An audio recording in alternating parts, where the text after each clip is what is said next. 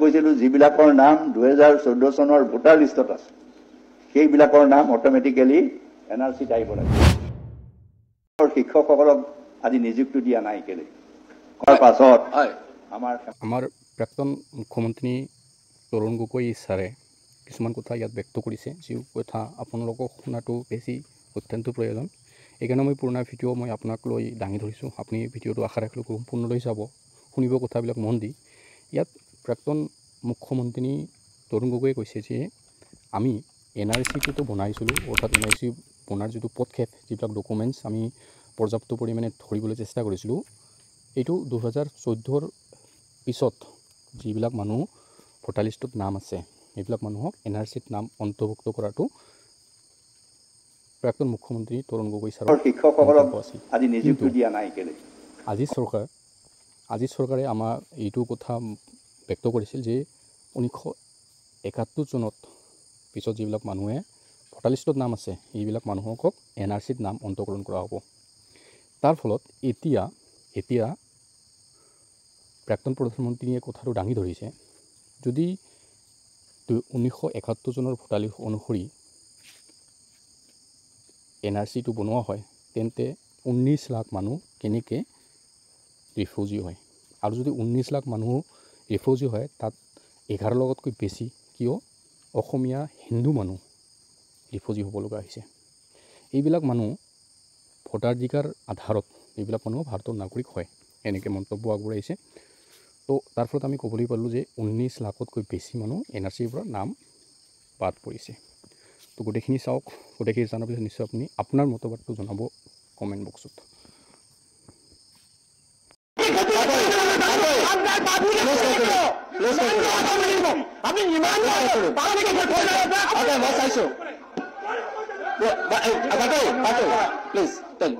আপোনাসকলে কৈছে যে আমাৰ টেক্স বাঢ়িছে, চেণ্ট্ৰেল গভৰ্ণমেণ্টৰ পৰা এলোকেশ্যন বাঢ়িছে, এইকাৰণেইতো হৈছে। আমি কি কৈছিলোঁ যে আমাক এলোকেশ্যন দিয়া নাছিল, কম দিছিলে। ইমান ভাল হৈ গ'ল যে দুটা কাগজৰ ওপৰলৈ এতিয়া মৰি গ'ল। দলঙৰ ইমান হ'ল, যিখন দলং মাজুলীত গাডকাৰীয়ে কৰিছিলে সেই দলঙৰ দেখোন এতিয়া ফুটা এটাও ফুটা নাই। এইটো মই কৰা নাই। আজি দলঙৰ কথা কৈছে, মই এতিয়াও কৈছোঁ মুখ্যমন্ত্ৰীৰ সমষ্টি মাজুলীত তেতিয়া আমাৰ দিনত যিমান দলং হৈছে আজি হৈছেনে? যদি হৈছে বুলি কয় মোৰ আধা নালাগে 1/3 হ'লে মই ৰিজাইন দিম। 1/3 যদি হয় মই ৰিজাইন দিম, এইটোৱে কৈছোঁ। বাকীটো DPR হৈ থাকিব পাৰে, এইটো হ'বই। আৰু অহা বছৰৰ পিছত কি হ'ব? DPR হৈ আছে, সিখন হৈ আছে, ব্ৰহ্মপুত্ৰৰ ওপৰত কোনখন দলং হ'ল? কিন্তু আপোনাসকলে আহি এইটো কৈ গ'ল, বগীবিল কৰি দিলোঁ, ধলা সত্যাগ কৰি দিলোঁ। এতিয়া নোৱাৰে কেলে? এতিয়াতো 6 বছৰ হ'ল দিল্লীত। তেন্তে ৰাইজ চাওক আজি ভাৰতবৰ্ষৰ ইকনমি কি হৈছে। সুব্ৰমণিয়াম যিজন আছিল ইকনমিক এডভাইজাৰ, তেওঁ ভাৰতবৰ্ষৰ ইকনমি কি কৈছে যে ইণ্টেনচিভ কেয়াৰত আছে। এইটো মোৰ বক্তৃতা নহয়, যদি চাব বিচাৰে এই কাগজবিলাকতে আজি আছে যে ভাৰতৰ ইকনমিক এডভাইজাৰ, আৰু যাৰ কাৰণে প্ৰধানমন্ত্ৰী এতিয়া আজি কিছুদিনৰ আগত এই ইণ্ডাষ্ট্ৰীসকলৰ লগত তেখেতে কিয় আলোচনা কৰিবলগীয়া হৈছে। আকৌ অসম ক'ৰ পৰা পাব? মানে আমাৰ ইয়াত ক'ত ইমান ৰিচোৰ্চ আছে? আজি কৈছে যে 600 কোটি টকা আমাৰ চৰকাৰৰ ফালৰ পৰা দিছে এই ফ্লাডৰ ইৰিগেশ্যনৰ কাৰণে। এই ইয়াতে আছে মহন্ত, ভাল কথা। 600 যদি দিছে, মহন্ত আটাইতকৈ সুখী হ'ব লাগিব। আজি এইবিলাক হিচাপ দিছে। ইয়াৰ বাদেও মই হেমন্ত বিশ্ব শৰ্মাই আজি যিটো ৰাজনীতি কৰিবলৈ বিচাৰিছে, হিন্দু মুছলমান অসমীয়া বঙালী, আমি সেইটো ৰাজনীতি কৰিব বিচৰা নাই। এফালে সনাতন ধৰ্মৰ কথা কৈছে আৰু আনফালে তেওঁলোকে বিভাজন কৰিবলৈ বিচাৰিছে। সেয়েহে মই এটা উদাহৰণ যদি কাগজত চাব বিচাৰে, ভাৰ্মা বুলি এজন আছে, তেওঁ JDU মেম্বাৰো, তেওঁ কি কৈছে যে আজি মহাত্মা গান্ধীৰ 150 বছৰীয়া যিটো আজি জন্মদিৱস পাতিছে, কিন্তু আজিৰ চৰকাৰে আজি সেই যিটো মহাত্মা গান্ধীৰ আদৰ্শ আছিল সেই আদৰ্শৰ পৰা আঁতৰি গৈছে।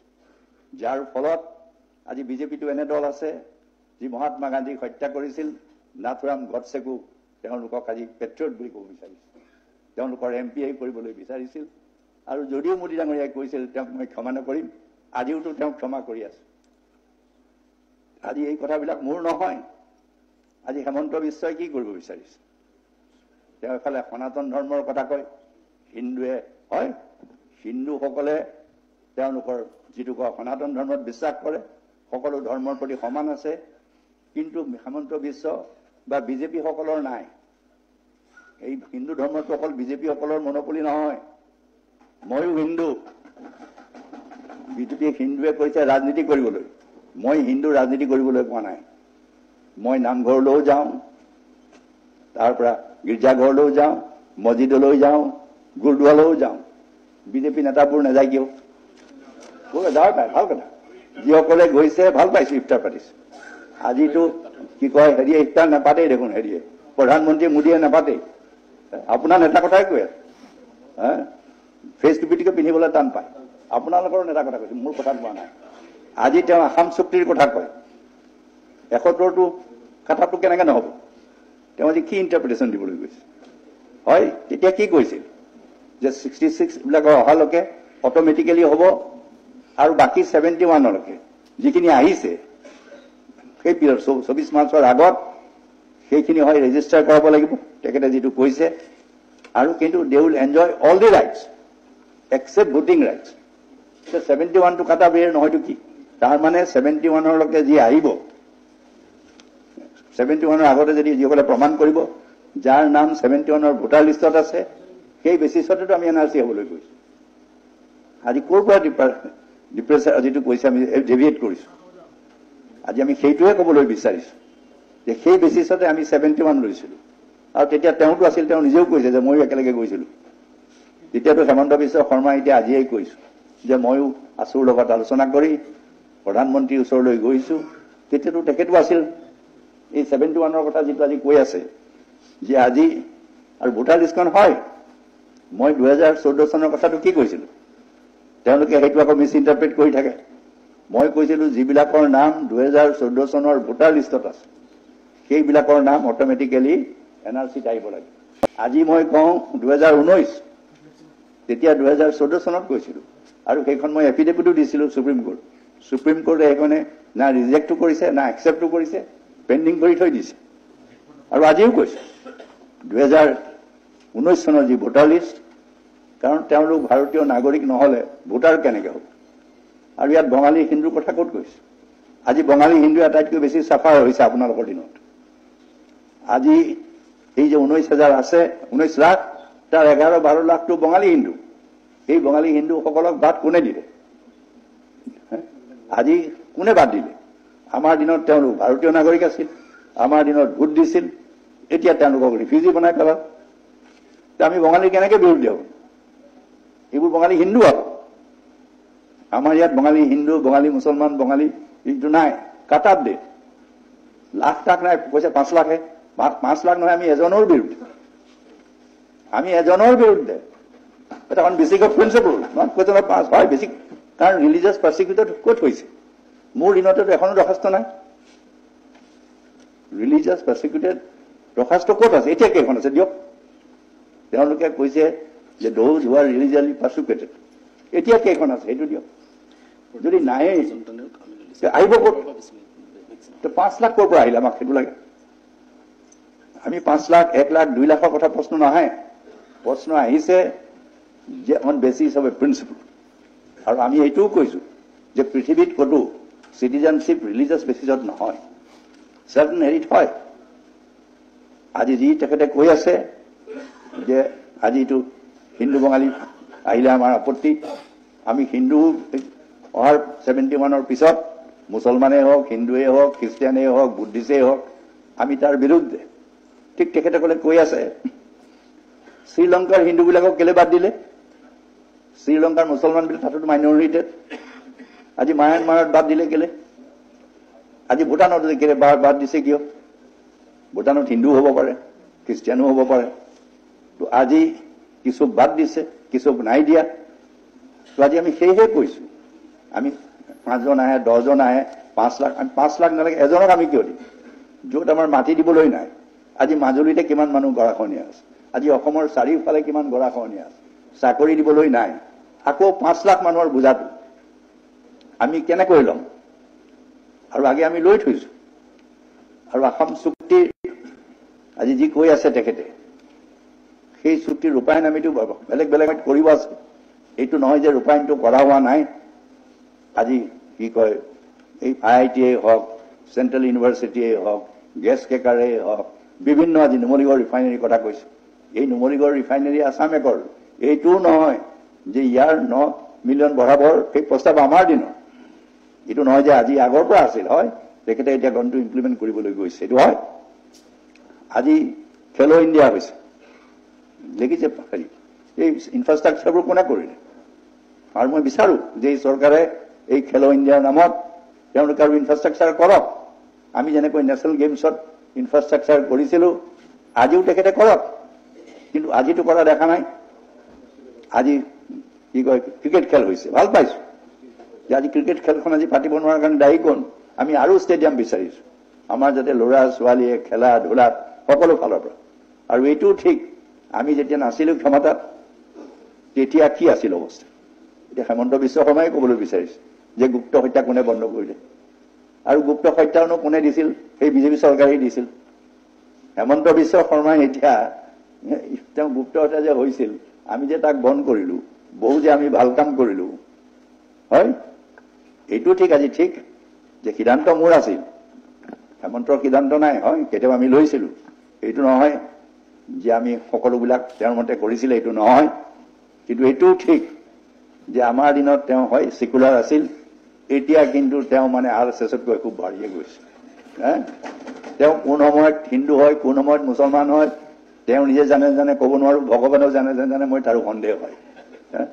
মোদীৰ বিৰুদ্ধে যিজনে এনেকে কথা কয়, আমি কেতিয়াও নকওঁ যে মোদীৰ পাইপত মুছলমানৰ তেজ যায়, চৰ দিব।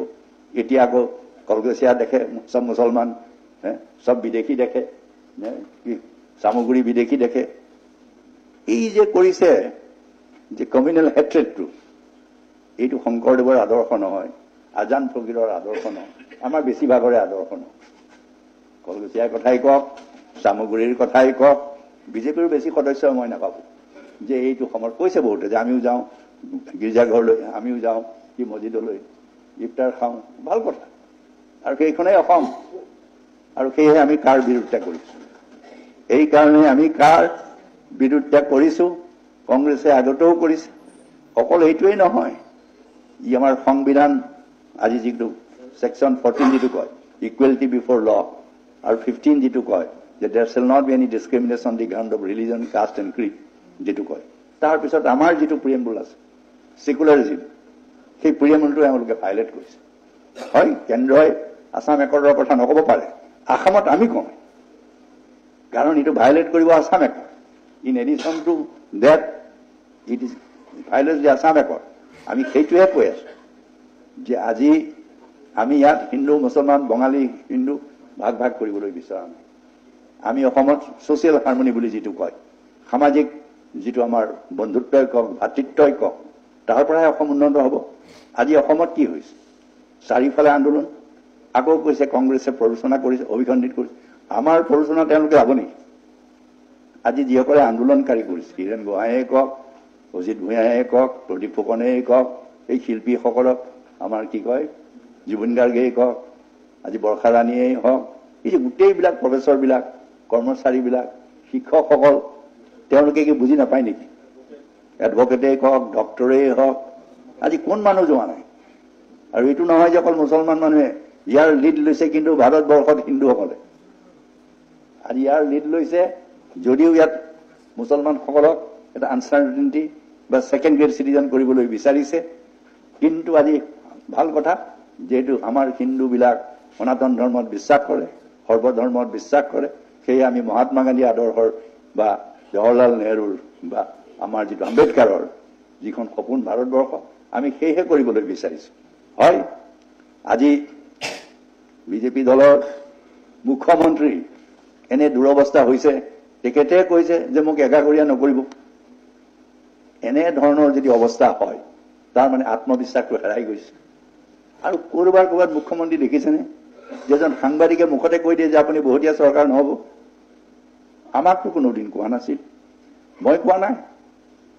প্ৰদীপ বৰুৱা প্ৰান্তিকৰ সভাপতি সম্পাদক, তেখেতে যদি ক'বলৈ হয় ক'ব পাৰে যে আপোনালোক চেণ্ট্ৰেল গভৰ্ণমেণ্টক কনভিন্স কৰক। মই ডাউট কৰোঁ যে অসম চৰকাৰ এই কাৰ তেওঁলোকে বা বেছিভাগ যিবিলাক সদস্য কিমান তেওঁ অন্তৰে সমৰ্থন কৰে বিজেপিৰ মই সদস্যসকলৰ তাতো মোৰ সন্দেহ আছে। কিন্তু তেখেতসকলৰ উপায় নাই, বেচাৰাক মই দল যদি কৰিছে ভাল কথা, কৰক। স্পষ্ট হোৱাটো ভাল বুলি মই কওঁ। মইতো কওঁ স্পষ্টবাদী। আজি যেনেকৈ হেমন্তই কৈছে ৰাজনীতি যুদ্ধ হ'ব, মই যুদ্ধ কৰিম, পঁচাকি চন্দ্ৰৰো যুদ্ধ কৰিম, আৰু যুদ্ধত আমি হৰুৱাবও কৰিব লাগিব। আৰু আমিও ডিটাৰমাইন যে আমি হৰুৱাম, আমি ডিটাৰমাইন। কাৰণ আজি ৰাইজ গোটেই আসাম জ্বলিছে।